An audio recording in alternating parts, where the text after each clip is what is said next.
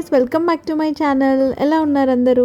వజ్ర summer holidays అని చెప్పి అనంతపూర్కి వెళ్ళాం కదండి. అసలు డేస్ ఎలా గడిచిపోయాయో తెలీదు. 1 మంత్ పైనే అక్కడ ఉన్నాం అనమాట.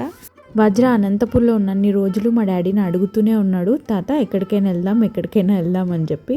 ఇంకా డాడీ కుదరలేదు, సమ్మర్ ఎండలు ఎక్కువ, చిన్న బేబీతో ఎక్కడికి వెళ్తామని చెప్పి ఎక్కడికి వెళ్ళలేదన్నమాట. హాలిడేస్ అయిపోతున్నాయని చెప్పి బెంగళూరుకి స్టార్ట్ అయ్యి వెళ్తున్నాము. వజ్ర ఫుల్ డిసప్పాయింట్ అయ్యాడు. మా డాడీ దారిలో ఒక సర్ప్రైజ్ ఇచ్చాడు వజ్రకి.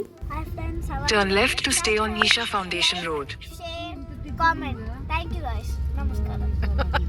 అదేంటంటే అనంతపూర్ నుండి బెంగళూరుకి వెళ్ళే దారిలో చిక్బల్లాపూర్ వస్తుంది కదండి, ఆదియోగి ఇషా ఫౌండేషన్ ఉంటుంది అక్కడ.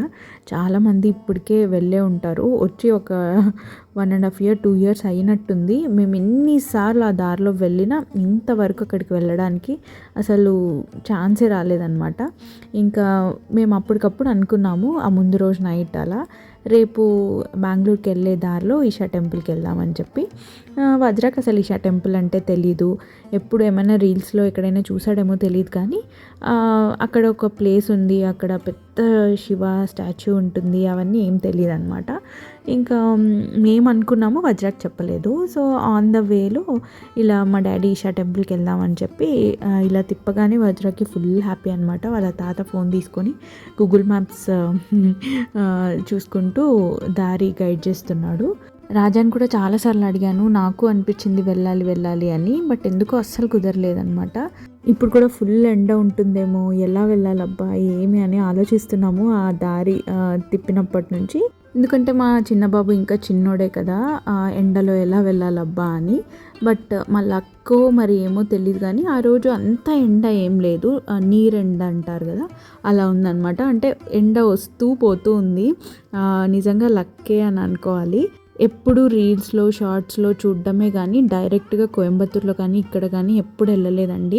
ఎప్పుడు అనుకునేదాన్ని వెళ్ళాలి అని, అసలు కుదరలేదు. ఫైనలీ ఇప్పుడు కుదిరిందనమాట. శివరాత్రి టైంలో కార్స్ పెట్టడానికి కూడా ప్లేస్ ఉండదంటండి, అంత రష్ ఉంటారంట. అలా ఫెస్టివల్ కాకోకుండా నార్మల్ టైంలో వీక్ డేస్లో అలా టెంపుల్ ఎలా ఉంటుందో ఈరోజు మీకు చూపిస్తాను. ఇంకా వెళ్ళే దారిలో ఇలా మనకు ఒక రెస్టారెంట్ వస్తుందండి. మేమేమి అక్కడైతే ఫుడ్ ట్రై చేయలేదు, ఎలా ఉంటుందో నేను చెప్పలేను. ఇంకా ఇది తప్ప ఇంకా మనకి ఆ రోడ్లో ఏమీ ఉండదు. టెంపుల్ దగ్గర ఫౌండేషన్ వాళ్ళదే ఒక రెస్టారెంట్ ఉంటుంది. అక్కడ కూడా నాకేమీ ఫుడ్ అంత నచ్చలేదు. మేము బిసిబిల్లాబాద్ తీసుకున్నాం అనమాట. అంత ఏం అనిపించలేదు నాకు టేస్ట్. ఇంకా అక్కడికి వెళ్ళేంత వరకు కన్ఫర్మ్ లేదు, ఎండ వస్తూ పోతుంది, ఎండలో ఎలా మేనేజ్ చేస్తామని. ముందు జాగ్రత్తగా ఒక అంబ్రెల్లా కూడా పెట్టుకున్నాము, ఎందుకంటే బేబీతో ట్రావెల్ అని చెప్పి. నాకైతే అసలు ఎంత బాగా అనిపిస్తుంది తెలుసా, దూరంగా అక్కడ ఇంకా శివుడు కనిపిస్తూ ఉంటే నాకు చాలా చాలా హ్యాపీగా అనిపించింది. ఇంకా వజ్రకి చూపిస్తున్నాను. మేమిద్దరం వెనకాల కూర్చొని బాగా వ్యూ అంతా ఎంజాయ్ చేస్తున్నాము. నేను ఛానల్ స్టార్ట్ చేసి అప్పుడే 3-4 years అయిందండి. మీరు ఛానల్ ఫస్ట్ నుంచి చూసే వాళ్ళకైతే తెలిసే ఉంటుంది. మేము వజ్రకి ఎప్పుడు సమ్మర్ హాలిడేస్ వచ్చినా రాజా ట్రిప్కి తీసుకెళ్తాడండి. 1 day 2 day ట్రిప్ కాదు, లైక్ 10 days ట్రిప్ వెళ్తామన్నమాట. లైక్ కేరళ, వైజాగ్ అలా వెళ్ళాము. అవన్నీ వ్లాగ్స్ అప్లోడ్ చేశాను నా ఛానల్లో. ఎవరికైనా ట్రావెల్ వ్లాగ్స్ ఇంట్రెస్ట్ ఉంటే ప్లేలిస్ట్లో వెళ్ళి చూడండి. లాస్ట్ ఇయర్ ఈ ఇయరే కుదరలేదనమాట, ఎందుకంటే ప్రెగ్నెన్సీ ఇంకా బేబీ రావడం ఇదే సరిపోయింది. అందుకే వజ్ర ఫుల్ డిసప్పాయింట్ ఉన్నాడు, అమ్మ ఎక్కడికి తీసుకెళ్ళట్లేదమ్మా మీరు అని. పిల్లలకి అంతే కదండి, ఏదైనా హాలిడేస్ వచ్చినప్పుడు ఎక్కడికైనా వెళ్తున్నామని ఒకసారి అలవాటు అయిందంటే మరి నెక్స్ట్ ఇయర్ కూడా అరే వెళ్ళలేదా అని అడుగుతూ ఉంటారు.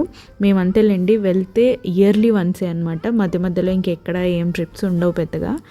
మరి బెంగళూరుకి వెళ్ళిన తర్వాత రాజా ఎక్కడికైనా ప్లాన్ చేశాడా ఏమి అనేది ఇంకా తెలీదు, అక్కడికి వెళ్ళిన తర్వాత తెలుస్తుంది. యాక్చువల్లీ రాజాకి ఏంటంటే వజ్రాకి కూడా 3 years పూర్తిగా కంప్లీట్ అయ్యేంత వరకు అసలు ఎక్కడికి ఏ ట్రిప్ వెళ్ళలేదండి. జస్ట్ మాల్స్కి, అనంతపూర్కి, బెంగళూరుకి అలా, అంతే కానీ ఇంకా ఎక్కడికి వెళ్ళలేదు. 3 years కంప్లీట్ అయిన తర్వాతనే మేము తనతో ట్రిప్స్కి వెళ్ళడం స్టార్ట్ చేసాము. ఎందుకంటే చిన్న బేబీస్తో హ్యాండిల్ చేయలేము అన్నది తన ఇదే అనమాట. నాకు కూడా కరెక్టే అనిపిస్తుంది, వాళ్ళు ఫుడ్ సరిగ్గా తినరు, బయటికి వెళ్ళినప్పుడు ఎందుకు అంత ఇబ్బంది అని చెప్పేసి మేము అసలు ఎక్కడికి ప్లాన్ చేయలేదు. ఇంకా మా అమ్మ కూడా ఎప్పటి నుంచో అనుకుంటుందంట ఇక్కడికి రావాలని చెప్పి. ఇంకా నా కోరిక, అమ్మ కోరిక, ఇంకా అందరి కోరిక తీరిపోతుంది అని చెప్పి మొత్తానికైతే ఇషా ఫౌండేషన్కి వచ్చామండి. ఇంకా లోపలికి రాగానే మనకి పార్కింగ్ ఉంటుందన్నమాట. అక్కడ పార్కింగ్కి టికెట్ తీసుకొని అక్కడ కార్ పార్క్ చేసుకొని కొంచెం నడవాల్సి ఉంటుంది. అది కూడా చెప్పులు లేకోకుండా. నా సజెషన్ ఏంటంటే, నేను ఎక్స్పీరియన్స్ చేశాను కాబట్టి చెప్తున్నాను, మెయిన్గా మార్నింగ్ టైమ్స్ వెళ్ళే వాళ్ళకి, అదే పెద్దవాళ్ళు అయితే సాక్స్ వేసుకోవడం బెటర్ అని అనిపించింది నాకు. అంత బాగుంది ఈషా ఫౌండేషన్, అంతా నాకు నచ్చింది. కానీ ఒక చిన్న మెయింటెనెన్స్ వాళ్ళు చేసింటే బాగుండు అనిపించిందండి. ఎలాగో అక్కడ చాలామంది వర్కర్స్ ఉన్నారు. సో ఇలా పట్టా వేశారు కదా మనకి, ఒక పాత్వే లాగా. దానిపైన అప్పుడప్పుడు వాటర్ చల్లడం, లేకపోతే వాటర్ వదిలేయడం అలా చేస్తే బాగుంటుంది. లేకపోతే స్ప్రింక్లర్స్ పెట్టి అలా ఊరికే అది ఒక వే వేశారు కానీ దానిపైనే నడవండి అన్నట్టు. చాలా చాలా కాళ్ళు కాలిపోతాయి అన్నమాట. పాపం మా మమ్మీ చాలా సఫర్ అయిపోయింది. అలవాటు లేని వాళ్ళు అయితే చాలా కష్టపడతారండి డే టైం వెళ్తే. నాకైతే నైట్ టైం లైక్ 7 to 7:30 ఆ టైంలో లేజర్ ఆ షో ఉంటుంది కదా, ఆ లైటింగ్లో చూడాలి అని అనిపించింది. ఎప్పుడైనా అన్నీ కుదిరితే ఒకసారి ఆ టైమింగ్లో వెళ్ళి చూద్దామని అనుకుంటున్నాను. ఇంకా మా మమ్మీ అయితే ఇంకా కాళ్ళు కాలుతున్నాయని చెప్పేసి దూరం నుంచే చూసి వెళ్ళి ఒక చోట నీడలో నిలబడిపోయిందనమాట.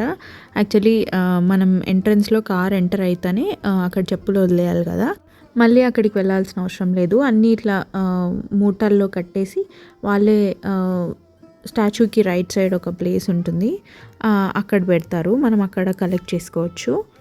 ఇంకా నేను వజ్ర, మా డాడీ లాస్ట్లో వచ్చాడు. మేమైతే పైకి వెళ్ళి అక్కడ మొత్తం అంతా చూసుకొని వచ్చామండి. ఎంత బాగా అనిపించిందో నాకైతే. ఎండ ఏం కనిపించలేదు. ఇంకా 2 మందిరాలు ఉన్నాయన్నమాట, మెడిటేషన్ లాగా పెట్టారు. అక్కడ ఒక చోట అయితే నాగేంద్రుడు ఉన్నాడు, ఇంకో చోట కూడా ఆయననే. చాలా ప్లెజెంట్గా ఉంటుంది అక్కడ మాత్రం. వీడియో తీసుకోవడానికి లేదనమాట. కొంతమంది ఫారినర్స్ కూడా వచ్చి మందిరంలో డివోటీస్ లాగా ఇలా ఒక షాల్ కప్పుకొని చాంటింగ్ వింటూ భజన చేసుకుంటూ ఉన్నారు. నాకు చాలా పీస్ఫుల్గా ప్లెజెంట్గా అనిపించింది. ఇంకా పైకి వెళ్ళి చూడగానే అసలు మెస్మరైజింగ్ అనిపించిందండి. ఇంత పెద్ద విగ్రహం ఎట్లా చేశారబ్బా ఏమి అని చెప్పి నాకైతే చాలా బాగా అనిపించింది. ఎలాగైనా నైట్ టైం ఒకసారి మళ్ళీ వచ్చి ఆ లేజర్ షో చూడాలి అని ఫిక్స్ అయ్యానండి నేను. ఎలా మిస్ అయ్యాను ఇన్ని రోజులు అని అనుకున్నాను. ఇంకా వజ్ర అయితే నాతోనే ఉన్నాడు, అక్కడ తిరుగుకుంటూ చూసుకుంటూ ఉన్నాడు. తనకు కూడా అసలు కాళ్ళు కాలట్లేదా అంటే లేదని చెప్పి తిరుగుతూ ఉన్నాడు అక్కడంతా స్టాచ్యూ చుట్టూ. చాలా చాలా బాగుందండి. ఒక్కసారి ఎవరైనా వెళ్ళకపోతే చిక్బల్లాపూర్లో వెళ్ళండి. కోయంబత్తూర్ దూరం అని వెళ్ళలేకపోతే కనీసం ఇక్కడికైనా వెళ్ళండి. నేనెందుకు మిస్ అయ్యానబ్బా ఇన్ని రోజులు అని అనుకున్నాను. అనంతపూర్లో స్టార్ట్ అవ్వడమే కొంచెం లేట్ అయిందండి. ఇంక ఇక్కడికి రాగానే లంచ్ టైం అయింది. ఇక్కడే ఫౌండేషన్ వాళ్ళది ఒకటి ఉందండి. మమ్మీకి ఒకటే ఆకలిస్తుందని చెప్పి బెసిబిల్లాబాద్ తీసుకుందనమాట. ఏం టేస్ట్ బాగాలేదంట. సో కొంచెం తిని ఇంక వదిలేసింది. ఇక్కడే ఇందులోనే. ఇంకా దాని పక్కన అయితే కొన్ని అన్ని చిన్న చిన్న స్టాల్స్ పెట్టారు. అక్కడ ఇంకా ఆదియోగి స్టాచ్యూస్ అలా తీసుకోవచ్చు, రుద్రాక్ష మాలలు, అలా చిన్న షాపింగ్ ఉంది. ఇంకా ఫుల్ ఆకలి మీద ఉన్నాము. లంచ్ టైం దాటిపోయింది, 3 అలా అవుతుంది టైము. ఇంకా మనకి నంది ఉపచార్ దగ్గర కొత్తగా కోటేశ్వరం అని పెట్టారండి. ఈ దారిలో ఎప్పుడు వెళ్ళినా లంచ్ టైం అయినా డిన్నర్ టైం అయినా బ్రేక్ఫాస్ట్ అయినా నంది ఉపచార్లోనే తినేవాళ్ళం. చాలామందికి నంది ఉపచార్ తెలిసే ఉంటుంది. ఇంకా దానికన్నా కొంచెం యూతల్కే లైక్ అనంతపురం నుండి బెంగళూరు వెళ్ళేటప్పుడు ఫస్ట్ కోటేశ్వరం వస్తుంది, తర్వాత నంది ఉపచార్ వస్తుంది అనమాట. చాలా చాలా బాగుంది కోటేశ్వరం. అన్నీ ఏంటో కదా ఈ మధ్య రెస్టారెంట్స్కి రామేశ్వరం, కోటేశ్వరం అలా పెడుతూ ఉన్నారు. బెంగళూరులో మనకి అవుట్లెట్స్ చాలా ఉన్నాయి కదా రామేశ్వరంవి. బట్ నమ్ముతారో లేదో నేను ఇంతవరకు ఒక్కసారి కూడా రామేశ్వరంకి వెళ్ళలేదు. నాకు ఎందుకో రామేశ్వరం అంటేనే ఆ బాంబ్ బ్లాస్ట్ గుర్తొస్తుందండి. ఒకసారి జరిగింది కదా అందులో, అందుకే ఇంకప్పటి నుంచి అసలు వెళ్ళలేదు నేను.